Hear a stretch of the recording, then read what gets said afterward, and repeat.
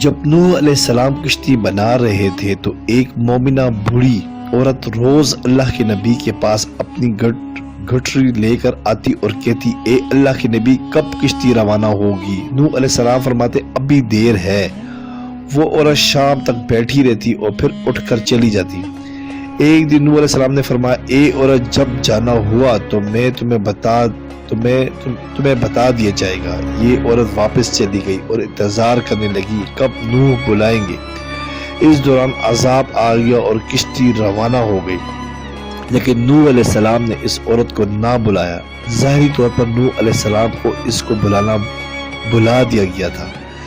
جب طوفان تھما تو ایک دن نوح علیہ السلام کے دل میں محبت اٹھی کہ شہر کو دیکھو جہاں سے چلا تھا، وہاں آئے اور قریب جا کر دیکھا تو ایک جھوپڑی میں دیا جل رہا تھا۔ نوح علیہ السلام یہ دیکھ کر چونک گئے کہ روئے زمین پر کوئی ایسا گھر بھی ہے کہ اتنے عظیم طوفان کے بعد بھی جس میں چراغ جل رہا ہے۔ انہوں نے وہاں تکبیر بلند کی تو وہ عورت سامان لے کر آ گئی اور کہنے لگی، یا نبی اللہ، کیا کشتی تیار ہے تو چلے؟ نوح علیہ السلام نے حیرت سے اس کو دیکھا اور کہا، رکو بڑھیا، کیا تمہیں کچھ پتہ بھی چلا؟ وہ کہنے لگی، یا نبی اللہ، کیا نہیں پتہ چلا؟ کہا، اتنا بڑا سیلاب آیا، بارش آئی، تمہیں کچھ بھی پتہ نہیں چلا؟ بڑھیا کہنے لگی، یا نبی اللہ، بس ایک دن بادل گرجے تھے اور ہلکی سی پھوار پڑی تھی۔ نوح علیہ السلام حیران ہو کر آسمان کی طرف دیکھنے لگے اور کہا، میرے اللہ، یہ کیا ماجرا ہے؟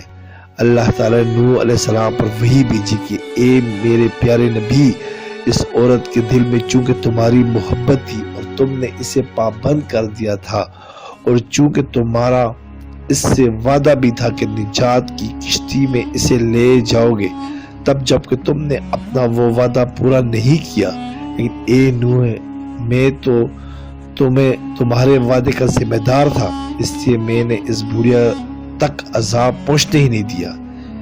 امام سجاد علیہ السلام نے پاس بیٹھے اپنے مومنین سے فرمایا، او مومنو، یہ حدیث قیامت تک کے مومنین تک پہنچانا تم پر واجب ہے۔ انہیں پہنچا دو کہ جس نے ہم سے محبت کی، قیامت کا عذاب ضرور آئے گا، لیکن جیسے اس بڑھیا کو پتہ ہی نہیں چلا، ہمارے مومنوں کو بھی پتہ نہیں چلے گا کب قیامت آئی اور کب چلی گئی۔ سبحان اللہ۔ سبسکرائب کریں، لائک کریں اور بیل آئیکن پہ کلک کریں تاکہ آپ کو اس طرح ہی پیاری اچھی اسلامی ویڈیو ملتی رہے۔